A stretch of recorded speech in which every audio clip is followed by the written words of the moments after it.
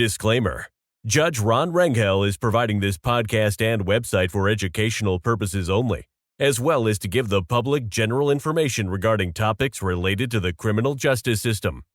The views, thoughts, and opinions of his guest speakers are the speaker's own and do not represent the views, thoughts, and opinions of Judge Rangel.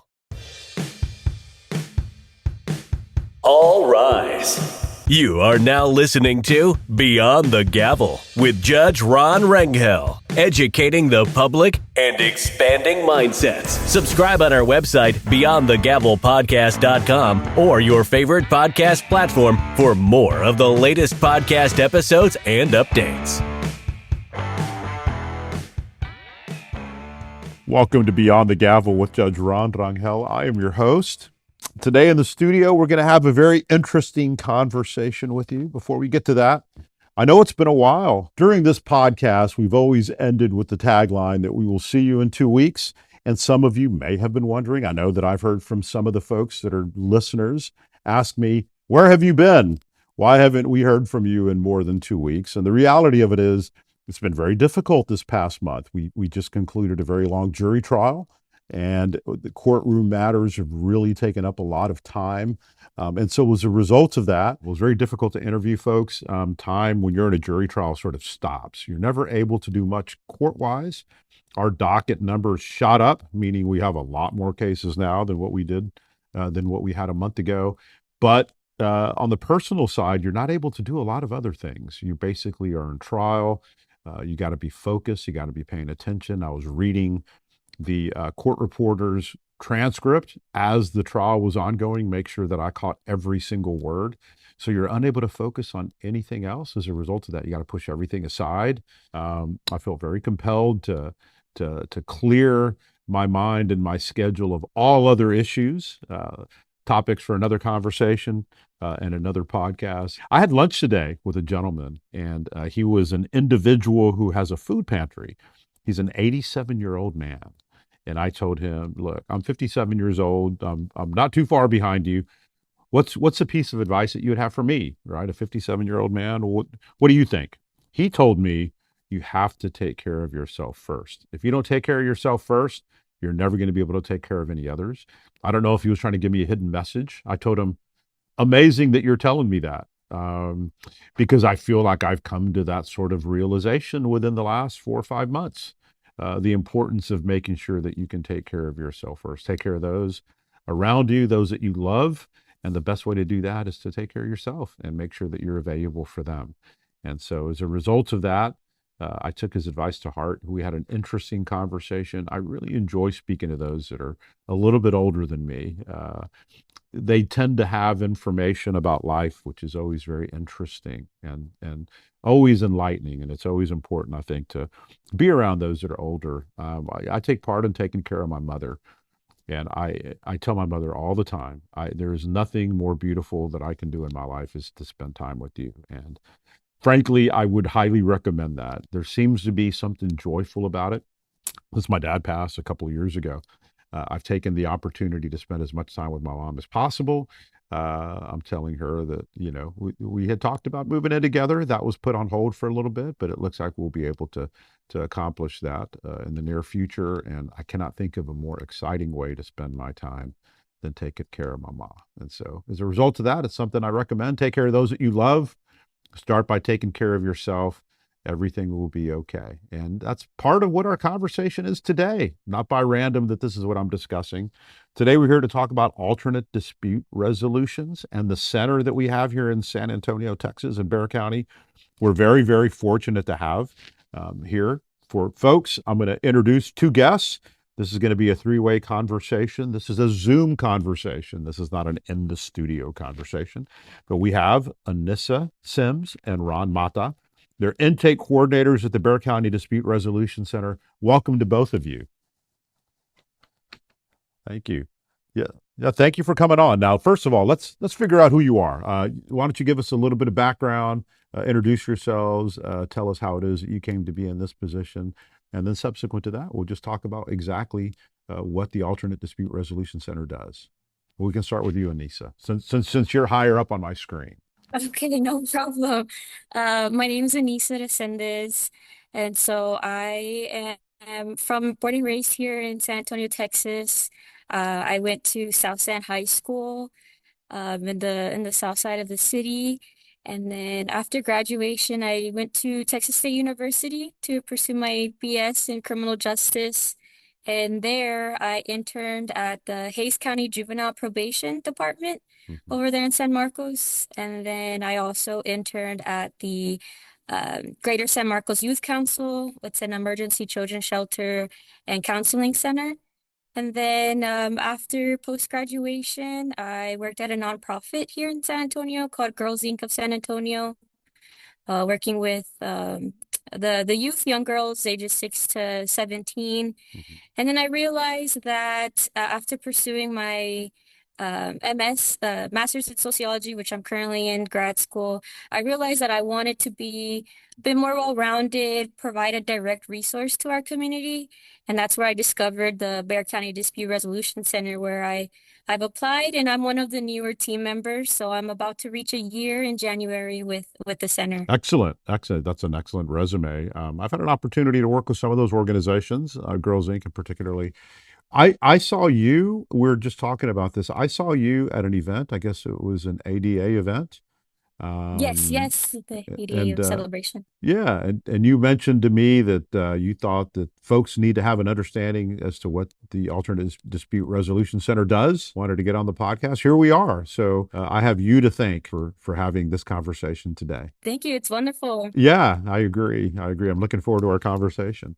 Ron, you wanna tell us a little bit about yourself? Sure, Judge. Thank you very much. I've been with the center for 10 years. Before that, I was a litigator, trial attorney for 40 years. Hmm. I went to Baylor undergraduate and then graduated and went to Columbia Law School. After graduating from Columbia, I was an assistant DA for the Bexar County District Attorney's Office for approximately 5 years.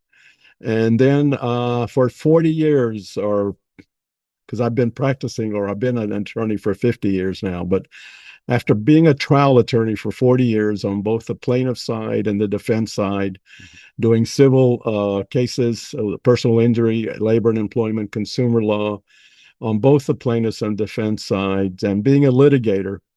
And in addition, I became a mediator about 20 years ago when I was still in private practice. And as a mediator, I volunteered as a mediator with the Bexar County Dispute Resolution Center. And when I decided to retire, the center had an opening. Hmm. And I thought that'd be a great retirement job. And so I've been employed for 10 years. Anissa and I are primarily intake coordinators, but I'm also a backup or reserve mediator. Whenever one of our mediators gets sick or if we require an emergency mediation from one of the judges, I will fill in. But what Anissa and I primarily do is we handle the phones and we do outreach. Hmm. We get just a little bit of history, and I don't mean to take too much time, but Yeah. the center was established back in 1984. And Judge, you're way too young to know what the courts were like back then, but there was backlogs of cases waiting to be tried. It would take years and years and years to get your case to trial. And back in the 70s and 80s, mediation came into vogue as a alternative form of resolving disputes and conflicts. And the county commissioners, in their wisdom, saw the need for a dispute resolution center here in Bexar County and established our office. We were initially in the Heritage Plaza building, which is now an apartment complex. And in 1990, when the Cadena Reefs Justice Center was built, they built a suite of offices for us with 8 conference rooms and offices for staff. We have a staff of 9 employees. And we do two primary functions. We are a mediation center, and our services are free or no charge, but we're also an information and referral source. And that's what Anissa and I do. We get people calling us every day who have all kinds of issues and problems and concerns that they need help with. And unfortunately, a lot of times they get passed from one agency to another organization to another. And we have a resource guide of all the agencies and organizations here in Bexar County. And if they have an issue that we cannot help them with a mediation, we try to be a point of last resort to refer them to an agency or organization that can help them. So in a nutshell, and we also do outreach to try to promote our services. So that's kind of what we do. A lot of information. One of the things that struck me, you're talking about coming into existence in about since 1984. You mentioned the 70s and 80s. The last conversation I had with Ernie Glenn regarding specialty courts on this podcast, we talked about that was sort of the time period where the idea of doing something outside of the courtroom process started developing. And that's when these ideas of, what can we do to make the system better? How can we attack the underlying causes of crime? Here, I guess it's the same idea, right? It's sort of akin to a specialty court in the sense of let's deal with the underlying issues. Let's try to figure out what seems right for people to deal with, rather than have them just go to a traditional courtroom and just everybody throws mud at the wall, see what sticks, see what the result is. That's exactly right. We deal with two types of mediations. One is what we call community mediations, which are really cases or disputes where no lawsuit is filed. Mhm. But we also mediate litigation cases. Now, Anissa primarily, we both do community, but she can talk more about the community mediations. And if you like later, I can talk about our litigation mediations. Absolutely. So you guys are talking about alternate dispute resolution. You talk about mediation. So just so folks know, alternate dispute resolution generally, and as you probably know, I do teach in the evenings after court, and so we do spend a little bit of time talking about ADR. We talk about the difference between mediation and arbitration, and just so folks know, mediation is a process where you have a neutral individual that is a mediator. They're the person that sort of deals with the negotiation. Initially talks to both sides. And I did this when I practiced law. I had some divorces where we were required to go to a mediator. And two people would sort of say, this is our position, this is what we want. Once each side says that, then they're separated. The mediator then goes kind of back and forth. That's mediation. Arbitration is a different process. That's one where you have an arbitrator, sort of akin to a judge, somebody who listens to evidence and makes a ruling, and the ruling is, generally speaking, a binding ruling based on a contract. And I guess off the top of my head, an example of an arbitrator would be Judge Judy, right? Somebody who the parties agree to go to. This is not a real court of law, but she's going to be an arbitrator. And so as a result of that, we have an agreement that whatever she rules is going to be binding. Do y'all deal with both mediations and arbitrations, or do y'all just focus on mediations at the Alternate Dispute Resolution Center? We just focus on mediations where, like you mentioned, we bring the parties together with our mediators who are neutral, and then they would facilitate the conversation between the parties for whatever civil conflict or dispute they're experiencing. And then they try to come up to their own resolution, agreement, or settlement, so that issue wouldn't have to escalate or end up in court. All right, so you're talking about civil conflict. So do y'all ever take any criminal type cases for a mediation? Well, actually, just within the last couple of years, in conjunction with the DA's office, we have established criminal mediation. What happens is the DA will refer usually minor offenses to our office, and we will then go about establishing a mediation between the parties to try to help them resolve whatever the issue is involved with the situation. And if they're able to reach a settlement or an agreement, the DA's office will be notified that the case has been resolved. And then the DA, in their discretion, can decide to dismiss the criminal charges. And in working this project with the DA's office, we just recently had our first criminal mediation training course. We conduct all our training courses. And about, I guess, 2 years ago or so, we held our first criminal mediation training course for our volunteer mediators, because we're able to do all of this because we have wonderful volunteer mediators from the community who volunteer their time to try to help members of the community resolve conflicts and disputes. That's great to hear that Bexar County has that. Some of the examples that I've seen, just so folks get an idea, let's say you have a young person who commits some sort of criminal mischief. Let's say they paint graffiti on a neighbor's wall or damage a window or damage something on a neighbor's piece of property.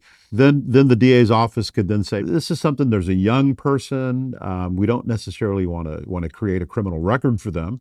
We'll refer them to y'all, the Alternate Dispute Resolution Center, and then y'all can work something out, which is where maybe the neighbor who's been aggrieved, whose property has been damaged, can turn around and say, fix the damage, clean up the graffiti, fix the window, and apart from that, sort of as a restitution, the time, learning how to take care of your neighbors, sort of mow the elderly person's yard for a few months or something, right?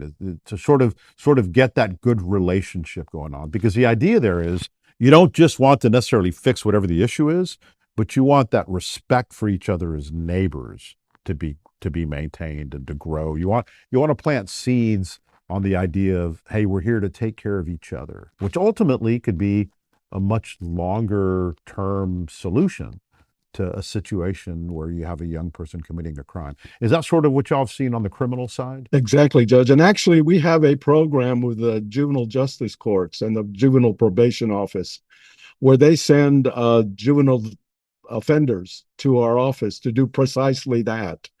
And we've handled mediations involving those same exact scenario.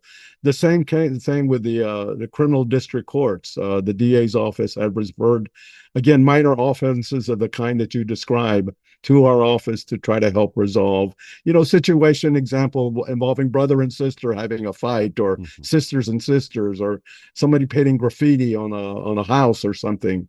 And that's all within the DA's discretion, and we're here to help them try to resolve those issues. And as part of that, you have the victim slash complainant come together with a perpetrator slash defendant, and they sort of discuss in a forum where the victim can say, hey, this is how this has affected me, this is how this has hurt me in the pocketbook or made me feel less safe. And at the same time, you're getting sort of almost like a victim impact statement that could be affecting the perpetrator. Exactly. And it's important to note also that everything that happens in mediation, as you know, is confidential. Yes. So any statements, negotiations, discussions that are had in mediation is confidential, and none of it, and of course, the judges and attorneys know that, can be used as evidence in court. So, we have had mediations involving situations where there's restitution, or perhaps they agree to attend anger management, even a thank you. There have been some mediations where all the party wanted was I'm sorry, an apology. I am sorry. Yes. And so whatever the parties agree on, we try to help them reach that resolution. Excellent. That's important to know. So you guys are talking about intake. So you guys are each intake coordinators. You talked about how one of you took certain types of cases for intake, and the other took the other type. You guys want to explain to us what your role is in that? What is it? How is it that people come to you? How is it that people can seek your services? And what is it that y'all look for in determining how to accept a case? So we get a lot of referrals from other agencies. Maybe the city of San Antonio refers them to us. When we do outreach, we like to go to schools, any resource fairs, set up a table, give them our brochures or information, connect with the community, hear them out in person. And then they usually will give us a call. And so Ron and I, we handle those information calls where they kind of give us a rundown of what their situation might be. Very different disputes people might be experiencing. It could be labor disputes, non-payment of money, consumer issues, employer issues, some landlord-tenant issues. And so then when they're speaking to us, we hear them out, we listen to their situation. And then if we can provide mediation and it's appropriate for the situation, we refer them to our website, which is bear.org/DRC. And then they go to our website and they will request mediation. They would fill out a digital form on our website giving us all the information we would need. So the person requesting a mediation would be our initiator, who would provide us with their name, mailing address, phone number, email. And then the other person or business that they're having a conflict with, they would give us the same information, name, mailing address, phone number, email, a summary of their situation. And then they would answer the additional questions, submit it to us, and then we forward it to our staff who assign it a case number. And then that is when Ron and I will follow up with them, and we conduct what is called an intake interview.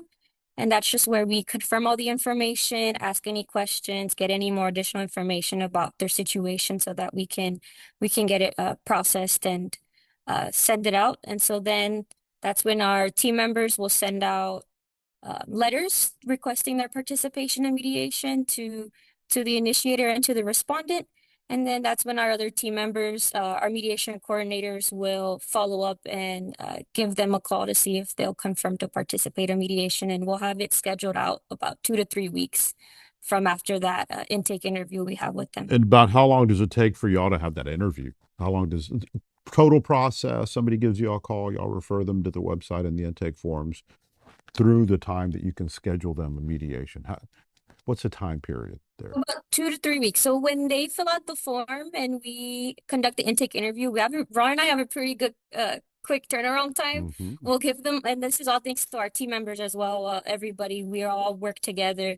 They will forward us back that online submission with the case number, and so usually it'll take about a day, approximately. Ron, if that sounds about a day, when we'll give them a call back. And then after that intake interview, they should receive a letter in the mail in a week. And then their mediation will already be scheduled out 2 to 3 weeks in that letter. So when they receive it, they will already have a scheduled date and time of a mediation. So you're talking about referrals from the city, from some nonprofits. You gave us some examples. What would be a good opportunity? Somebody's having an issue and they're thinking, I mean, generally speaking, they probably don't have money for a lawsuit, or is this something is that the idea? Yes. So they don't want to go to court. They can't afford the legal fees and the court costs. Mm-hmm. They want to try to solve their situation amicably, so they can pursue our mediation at the DRC, where we try to assist them. And we always listen to what they have to say. We always hear them out. And in some cases, maybe we can help them directly, or it's not what they're looking for. But we are a resource center, so we do provide them with the appropriate referrals. We don't just hang up on them or send them, give them the runaround or anything like that. We do try to assist every client that we receive or every call we receive with the community members. So you could say something like, listen, this would be a great case for mediation, but it takes two to want to mediate. The other side is refusing to acknowledge you. Then you would make a referral out to some alternate source where they could then pursue whatever it is that they need to do. Right. We always accept any request for mediation. It's up to the respondent to decide whether or not they want to participate. And so the letter will tell them that a mediation has been requested.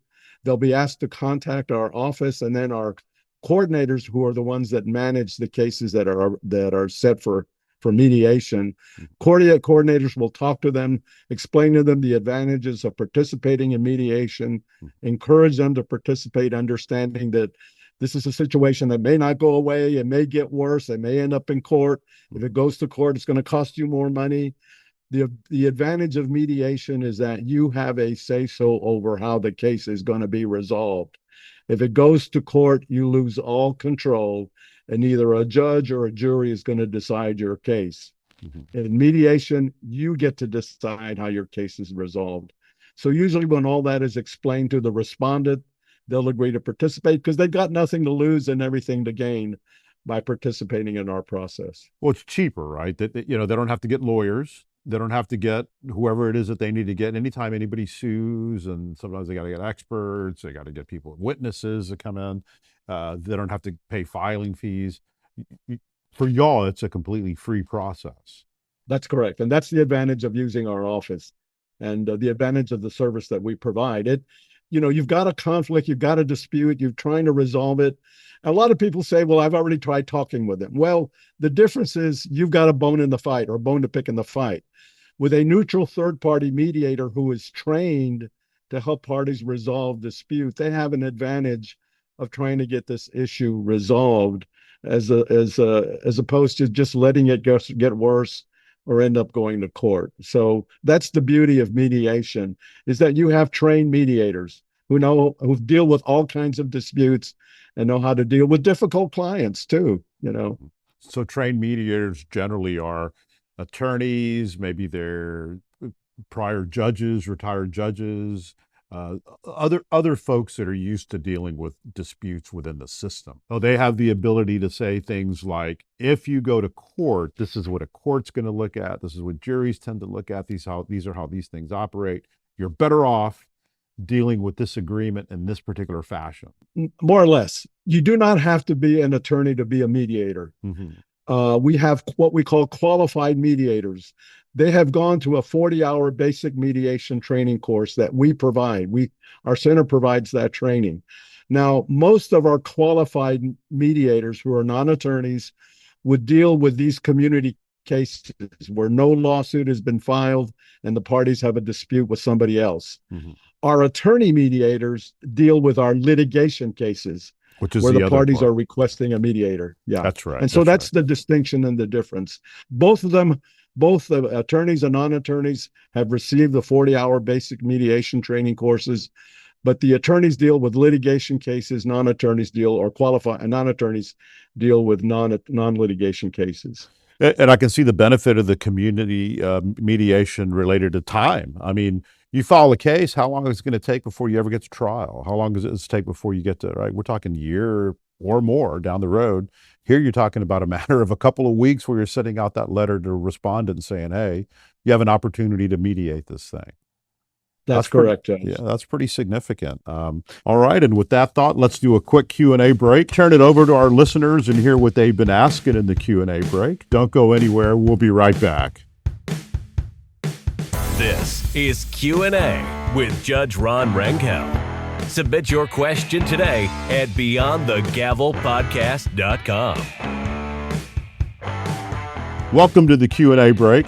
Let's take a question from one of our listeners. Well, we have two today, and I'll be brief with both of them. Obviously, as I mentioned on this podcast before, we don't specifically know what questions are until we're on the air, until we're actually having these conversations. The first one, why didn't you run for DA? That's a good question. And it's interesting. One of the things I've learned is that people like to fill in the blanks when you make these sorts of decisions. The first thing I can say is, and I had mentioned this before, a year ago, I got elected to this term, my fifth term. I never thought that I would ever run for that particular position. It wasn't something that I had ever intended to run for. But once our current DA made a decision not to run for re-election, there was a genuine push from a significant number of people that really indicated to me that they thought that I would be perfect for the position. I do believe at some point, I will have another career after my 20 years has concluded as a criminal district judge. What that is remains to be seen. But at this point in time, it feels really, really nice to focus on the things that I had intended to focus on, which was this particular job, my family, teaching, this podcast, and all the other things that go along with it. I'm just enjoying my life too much right now to move in a direction that I had not anticipated in moving into. Second question. How did those cops in the Melissa Bettis case get acquitted? For folks that don't know, we just concluded a month-long jury trial. We just concluded it this week, wherein 3 individual police officers were charged with murder, or initially, one charge of one of the 3 officers was downgraded to an aggravated assault. 3 individuals who fired into an apartment, and as a result of their firing into the apartment, 2 of the bullets hit a lady, and then passed away inside of her apartment complex. A jury of 12 individuals heard every second of that evidence, and at the end of the day, they felt that the state had not met its burden of proving it beyond a reasonable doubt as it relates to the elements of the charge. So when the question is, how did those cops get acquitted? It was a result of the jury trial. Thank you for that question. We appreciate the input here at Beyond the Gavel. Don't stop sending in those questions. You can text Beyond the Gavel anytime or reach out through our website, beyondthegavelpodcast.com. Now let's head back to the show. This is Q&A with Judge Ron Rangel. Submit your question today at beyondthegavelpodcast.com. Welcome back to the show. I'm here talking with Ron and Anissa about the Alternate Dispute Resolution Center. We talked a little bit about the community mediation. Let's talk about the other side, litigation style. Yeah, and we have two mediation coordinators, but we have two mediation coordinators from our office that deal with the litigation cases where a request for mediation has been requested. And in order for us to mediate a case that is in litigation, we require one of two things. Either what is known, and you know what this is, Judge, a Rule 11 agreement, which is a letter agreement basically signed by the attorneys, indicating that the attorneys and their clients agree to use our center to mediate their case. Or if one of the parties doesn't want to use our office, and then one of the attorneys or one of the parties can file a motion for mediation, get it filed and served on the other party, get a hearing date in front of the judge, and then get a court order from the judge ordering the parties to come to our office for mediation. So either with a Rule 11 agreement, a letter signed by the attorneys, or with an order from the court, we can mediate any litigation case.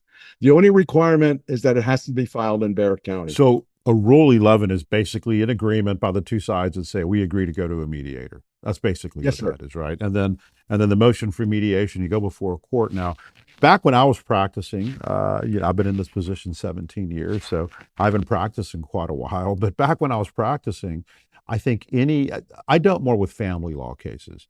Any family law case that's a divorce that's not going to be worked out or that hasn't been worked out, and the courts would basically force you, before you could have a jury trial or ask for a jury trial, to go to a mediation. Is that still the case?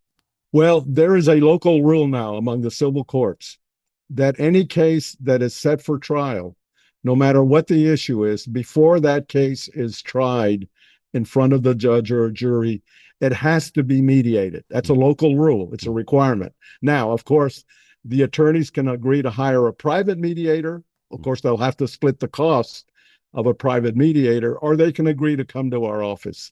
The advantage of coming to our office is that our services are free of charge. Right. And then with the private mediator, we're talking, generally speaking, it's a half day cost or a full day cost, and that runs into the thousands, right?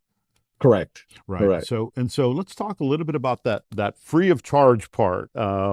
It makes sense to me. I recognize the value to our society as to why that would be free, because in the long run, you're saving money. Like a specialty court, right? If you can stop the underlying cause of crime at its core, in the long run, you're lowering crime theoretically. What's the idea behind the free of charge concept with the Dispute Resolution Center? What I want your listeners to understand is that our center does not use taxpayer money. Mm-hmm. We are not funded by taxpayer money. Mm-hmm. The funding of our office comes from the filing of lawsuits. Mm-hmm. Whenever a lawsuit is filed, a portion of that money goes to fund our offices. So the staff is funded in that manner. And then currently we have 130 volunteer mediators from all walks of life, as I've indicated, who part of the quid pro quo of coming to being trained by our office is they agree to volunteer their time at their discretion, at their time, to mediate cases for our office. So we have a list of our volunteer mediators that we go to, and then that our coordinators go to, mediation coordinators, and that's where they get the mediators for our case. So you're talking about coming from the filing fees. So somebody wants to file a civil case, whatever that's basically anything that's not criminal is civil. Whatever it is, they file a case. There's an additional fee that's tacked on to those filing fees. Do you have an idea as to how much that is? I really don't. I don't know the specifics of that. I just know that the funding is out of the filing fees. What percentage or how it's added on or what portion we get, I have no idea. All right. So you guys are working as intake coordinators What are some common issues that y'all see? What are some things that generally tend to come up that y'all evaluate in terms of deciding whether or not it would be appropriate for the dispute resolution center to accept? I would say that we receive a lot of neighbor disputes. So maybe there's an issue with your neighbor with a fence, animal nuisance. You see a lot of animals or pets going onto your yard, Mhm. noise, loud music, disturbance. Your neighbors are partying too late and you can't go to sleep and wake up on time in the morning. Another one would be consumer issues. So you went to an auto repair shop and they overcharged you for their services, or you went to a contractor and you're not satisfied. That's another common one, as well as landlord-tenant issues. We do get a lot of landlord-tenant. Maybe they raise the amount for your rent, or you have not you have not gotten a return on your security deposit, and you've moved out and you want your security deposit. Those are some of the common ones. I would say we do receive a lot of, or money owed as well. You lent a friend some money and they owe you and they haven't paid you So back. something like that, you would develop some sort of an agreement. Let's say you had a tree issue. Maybe a tree's encroaching and dropping leaves or whatever the situation is, right? That's not a criminal issue, but it's one where it's like, hey, what can we do to stop this from happening and make sure that we maintain good neighbor relationships? Yes, Yes, exactly. definitely. Definitely those are some situations. Or they just want somebody to I want my neighbor to respect me and have open communication about this, because most of the times the people that we receive, they are hesitant to speak to the other party. They don't want anything to escalate, or so then we refer them to mediation so that they can have that conversation and have an open forum with a mediator to kind of talk about it. All right. So when then somebody comes to me and they'll say, "Hey, this is, not speaking to you as a judge, speaking to you as a friend, Ron, and I have this issue, and I think about it, and I say, that doesn't really seem to be. I guess you could file a lawsuit, and this lawsuit's going to cost you some money, and you have to hire an attorney, and you got to go through this process. Think of the alternate dispute resolution center. That would be a good opportunity for you to resolve this issue. But it's something that there would have to be a motivator, I would think, for the responding party to feel like they should mediate it. And I guess something like a neighbor relation, like a relationship, that would be something that would be a motivation. What other sorts of motivations do you think would have to be there for a responding party to accept going to the dispute resolution center? I guess it would be a threat of a Well, I lawsuit. think, Mhm. and again, we get all kinds, you name it, we've had it in terms of issues and conflicts and disputes. And if anybody requests the mediation that we think we can mediate, we don't make a decision. We don't screen, no, no, we can't mediate that, or yes, we can, or no, the other party will never participate. We process it forward Mhm. and we notify the other party. Now, there are all kinds of motivations as to why someone would or would not want to participate. Obviously, they probably know about the dispute and the issue because there's been some confrontation of some kind that usually occurs before they're notified by our office, Mhm. and so they know what it is, and they've probably been approached about already by privately by the initiator. But we let the respondent decide whether or not to participate. But again, we encourage them for the reasons I explained earlier. Mhm. It may escalate, may get worse, may go to court, it'll cost you more money. In mediation, you get to decide how it's resolved. You got nothing to lose, it's free. Mhm. And so that's a big motivator that, they've got nothing to lose and they know that this is something that's not going to go away on its own. As we're talking about the value that the county provides to our community for this type of a process, this type of a free process, which is paid for not through taxpayer dollars, but paid for through these court filing fees. What is the value? A regular person that comes in, a citizen of our community that comes forward, what would you tell them that the value would be for providing this type of a process to our community? I think Anissa has some statistics of how we performed this last fiscal year that she can provide you and the listeners as to exactly how the value that we we perform for this community. Anissa, do you have those stats?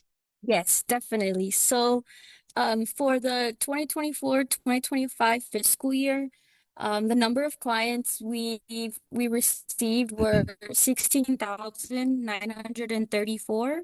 The cases set for mediation were 5,727. Wow. The number of cases resolved by the Bexar County Dispute Resolution Center percentage was on average 80% for 2024 to 2025. And then the savings to the Bexar County for court-ordered cases settled at mediation, it was close to $4 million. So $3,880,000 of savings Savings to of the $4 county. million as it relates to court fees and costs and time and everything related to Exactly. these cases. That's Exactly. incredible. That makes a lot of sense. Well, let's talk about mediation.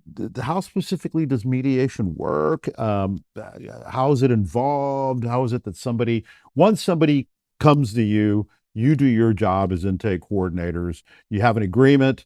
The other side says, yes, let's do this. You got a date. Let's say they're walking into the air. So the dispute resolution offices are located where, and how does this process then unfold? Well, we are able to currently hold our mediations remotely. All of our litigation cases are held via Zoom like this, and all of our non-litigation cases are held via telephone conference through the county bridge telephone system. The mediator, of course, is a neutral party. They usually start off by giving the guidelines, explaining to the parties that they are neutral, that they are facilitators, that they're there to try to help the parties communicate, that they're not advocates for any side or any position. Of course, that they are not judges. They're not going to decide the issue. They're not going to tell the parties how to resolve their issues or their dispute, and that they're there to help the process, to help facilitate discussion, and that they encourage the parties to discuss possible ways of resolution, again, with the mediator's input. And as I said, all of these discussions are confidential because negotiations are confidential. And then if the parties are able to reach an agreement, a mediated settlement agreement is prepared to acknowledge the extent of the agreement, all the terms and conditions of what the parties agreed to. And so, of course, mediation is not like a trial. You're not going to have witnesses. You're not going to have the introduction of documents or evidence, and that's the advantage of mediation. There's all kinds of rules of evidence, as you know, Judge, for testimony as to what kind of testimony is admissible, for documents as to what form they have to take to be admissible in court. Right. None of that is required in mediation.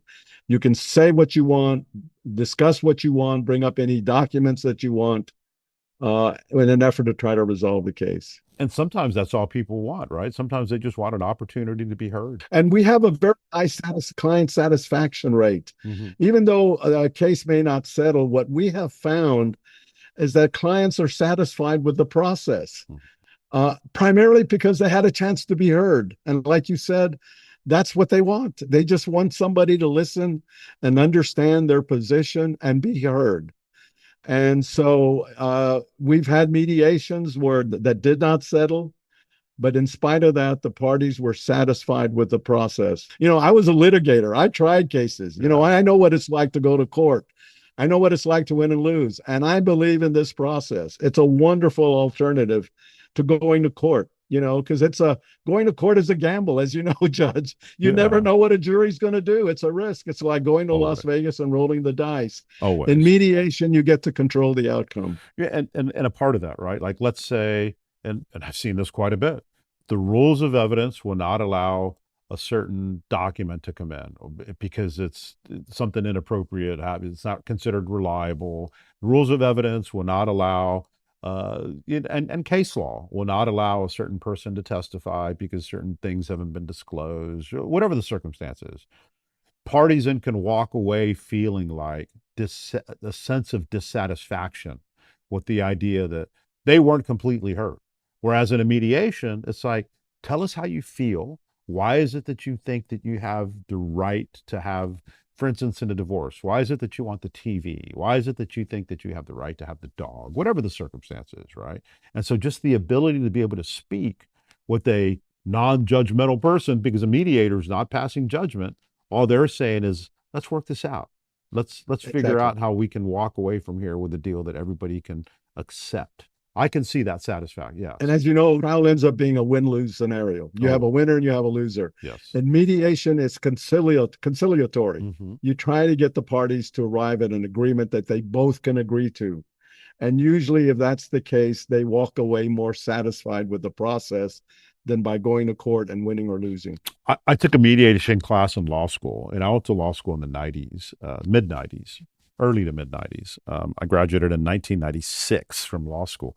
And in the mediation course, there was a book that was required reading called Getting to Yes. Have Oh, you? yes, That is an excellent book, and it gives you a great yes, understanding as to the benefits of a mediated agreement versus going to court where you have that won-loss equation, right? That win-loss right. deal. Well, that makes sense. Apart from that, what are some common misconceptions people have? I'm sure you'll get some respondents that get the letter in the mail that say, "Hey, blank, misconception that you sort of have to work through and say, no, that's not how this works." What is it that y'all have seen at the Dispute Resolution Center? Well, I think that because a lot of people just don't understand the process, they think that somebody's going to tell them what they have to do. Hmm. And of course, they don't want to be told what they have to do, which is what happens in court.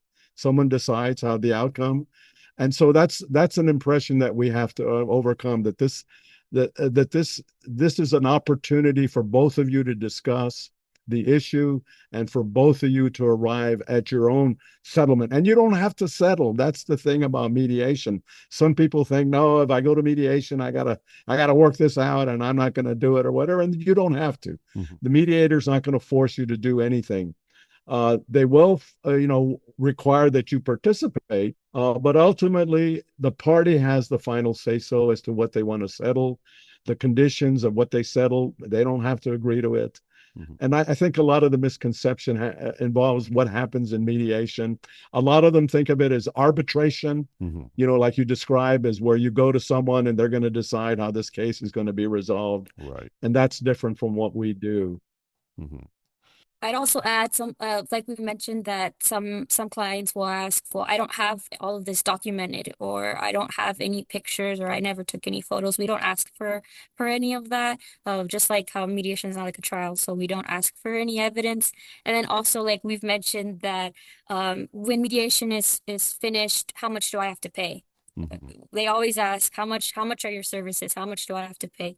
At no charge. It's at no charge to the So residents. what's the tone like? I guess that's important, right? The parties walk in into the Dispute Resolution Center. You sit down. Both sides are present. They're probably glaring at each other from across the table, right? Probably focused on, their arguments, their points of view. I take it that the tone that the mediator sets is very significant, right? You want to sort of explain how that works? Well, yeah, and let me just add to that. A lot of the calls that we get from people who would call us, Hmm. there's some hostility there. They're upset. They're upset about something, and a lot of times, as I indicated to you, they've been passed from one place to another, and so we do have to deal with people who usually are in an emotional state. Hmm.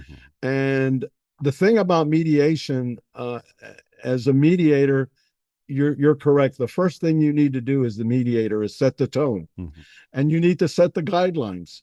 You know, in this Hmm. mediation, we will be respectful to each other. Everyone Right. will have an opportunity to be heard, These are the and we rules. would require everyone to listen. The problem with conflict is that people listen to respond. They don't listen to understand. Right. Well, in this session, we want you to listen to understand. There'll be no interruption. There'll be no name calling. I'm going to control this mediation. If any of you gets hostile, angry, I'm going to remind you the fact that those are the ground rules for your participation in the mediation. Mhm. So it's very important to set the ground rules from the very beginning so that if at any time And that happens. People get upset or angry. You can say, wait a second, let's take a step back. Let's take a breather. Remember, we're going to be respectful of each other. We're not going to interrupt. Mhm. We're going to let every side speak. You will have an opportunity to respond. Write down what you want to say, and I promise you, you'll have an opportunity to respond to what they're saying. Mhm. So as long as you let them know that they're going to be heard and they'll have that chance, and set the tone, I think a lot of times you can deal or nip in the bud any problems that you might encounter in the mediation. Respectful process. Exactly. So as they go in and you're dealing with this, I'm sure there's certain types of cases, certain types of disputes that are very difficult to navigate. They bring about issues that make it very hard to figure out for the mediator. How do we deal with this? How do we handle this type of situation? Is there anything in particular that stands out to you, some sort of mediation or type of dispute that? Well, a lot of it depends on yeah, like you said, the situation. Sometimes you may have an attorney who has a difficult client. Mm-hmm. With the advantage, well, in either way, whether it's face to face or Zoom, is that you get to talk to the parties in a caucus. Mm-hmm. You can set up a caucus where you talk to the attorney and their client, or you can set up a caucus where you talk to the attorney privately Mm-hmm. and tell me what's going on with your client. How can I help you and your client? What are the issues? What are the stumbling blocks? You tell me how I can help you, and I'll do everything I can to help you. Mm-hmm. And so that's what you can do. You can talk with the attorney. Sometimes the attorney is the problem, Yes. and that once again, you take the attorney aside and say, listen, what's the issue? You tell me, what's going on. Why are you being so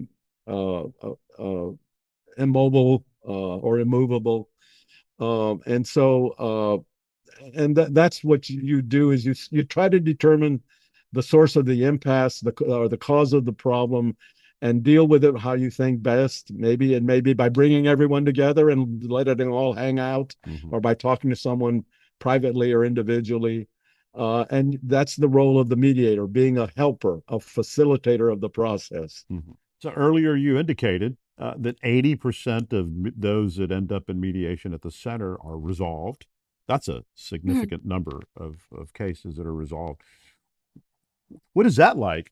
What is it like to have folks come in with some sort of emotion attached to whatever it is that their argument is going to make, and then to see it ultimately evolve into an agreed settlement? What's that process look like for y'all?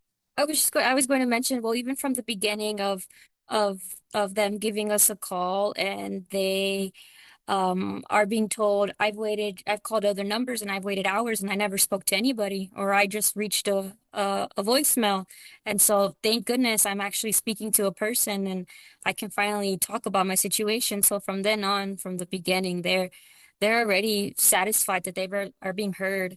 And then I've had clients who would call me back after weeks and tell me my name is so and so and thank you so much. And we got an agreement. Or I when I go to these outreach events and we see people who come up to our table and they'll tell us, I've used your services 5 years ago and I might have not gotten the mediation agreement that I wanted, but I was so happy with the process and was very satisfied. So hearing those, it is like Ron was saying, it is satisfying that our service is doing good for the community and they're utilizing it. I know a lot of people are not aware that we are an organization that is available to them, but when we do get that word out, it's very nice so that they can use it. And at this point, I'd like to put in a plug, Judge, Yes. for our website, because anyone can go to our website and read about our services.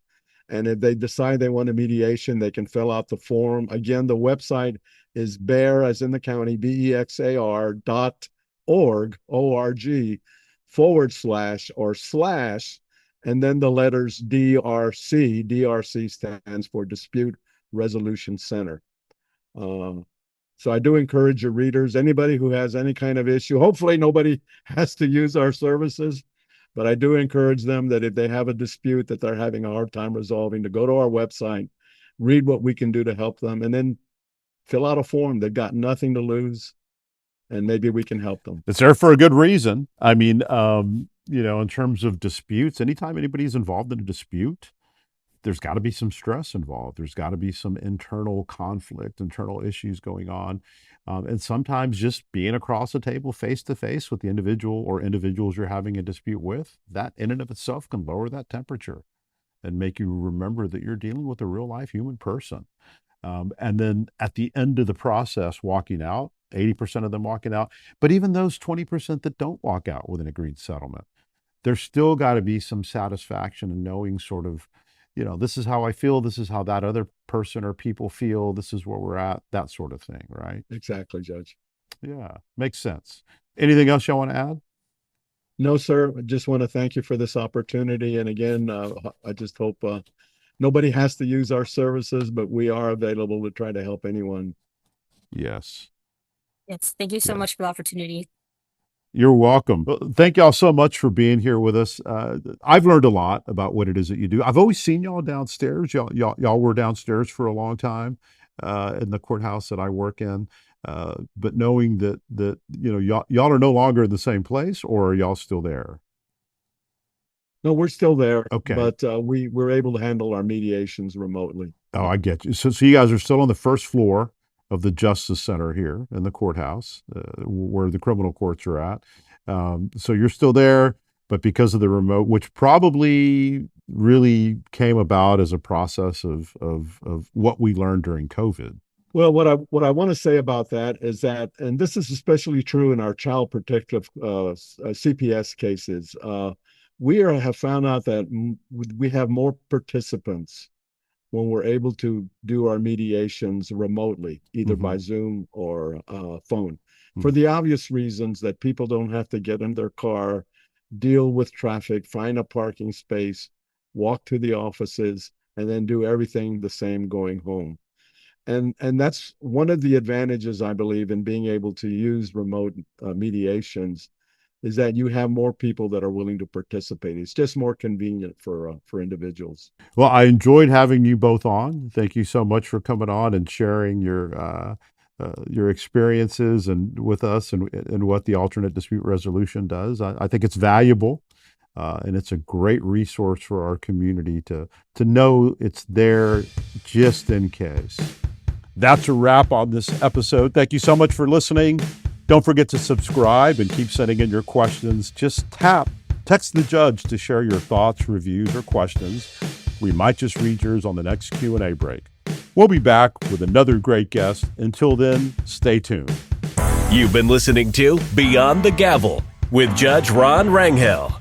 Join us in the next 2 weeks where we are educating the public and expanding mindsets. Head to our website, beyondthegavelpodcast.com, or your favorite podcast platform to subscribe to the latest episodes and updates.